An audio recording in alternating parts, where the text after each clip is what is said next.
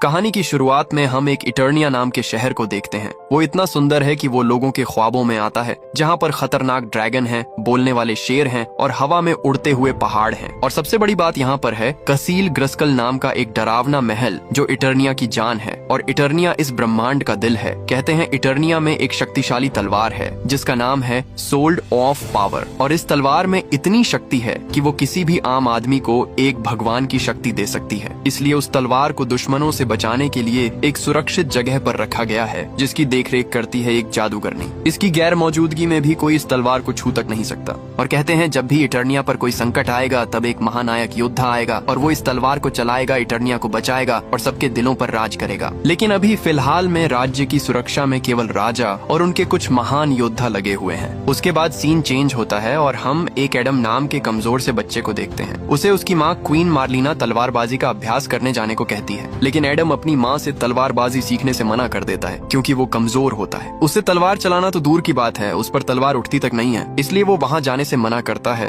लेकिन उसकी माँ उसे जबरदस्ती तलवार चलाना सीखने के लिए भेज देती है। और इधर हम डनकन नाम के एक सैनिक को देखते हैं जो सभी बच्चों को तलवारबाजी और लाठी डंडे चलाना सिखाता है। और वो बच्चों को अपनी बहादुरी की कहानी सुनाता है कि उसने कैसे उनके पेरेंट्स की जान बचाई थी और वो बच्चों को मोटिवेट करता है। उसके बाद डंकन सभी बच्चों को आपस में लड़ाता है और वहीं एडम एक टीला नाम की लड़की से लड़ता है। लेकिन एडम ठीक से लड़ नहीं पा रहा होता है। उसी बीच डंकन एडम के पास आकर उससे कहता है तुमसे जितना होता है उतना ही करो। और टीला एडम की सबसे अच्छी दोस्त होती है, इसलिए वो भी एडम का सपोर्ट करती है। इसी बीच राजा किंग रैंडर वहाँ आ जाते हैं और वो अपने बेटे एडम को अभ्यास के समय मस्ती करते देखते हैं। इस पर डंकन एडम की सपोर्ट में कहता है वो जल्द ही एक मर्द बन जाएगा। लेकिन एडम की हरकतें देखकर किंग रैंडर गुस्सा हो जाते हैं और वो खुद एडम के पास जाकर उसे एक तलवार देते हैं और कहते हैं इससे मेरा सामना करो। फिर किंग रैंडर अपनी तलवार से एडम पर वार करने लगते हैं। एडम अपने आप को संभालते हुए नीचे गिर जाता है। फिर उसके पिता उससे कहते हैं इस दुनिया में कमजोरों के लिए कोई जगह नहीं है। उसके बाद राजा वहाँ से चले जाते हैं और डंकन एडम को उठाता है और उससे कहता है तुम्हें ताकतवर दिखना है राजा, अभी पीछे मुड़कर तुम्हें देखेंगे। लेकिन राजा पीछे मुड़कर नहीं देखते। ये देखकर एडम उदास होकर वहाँ से चला जाता है। अब एडम यहाँ पर उदास होकर खड़ा होता है, तभी यहाँ पर टीला आ जाती है। एडम टीला से उसे अकेला छोड़ देने को कहता है, लेकिन टीला उससे कहती है आज तुम मुझे पहले से ज्यादा ताकतवर लगे।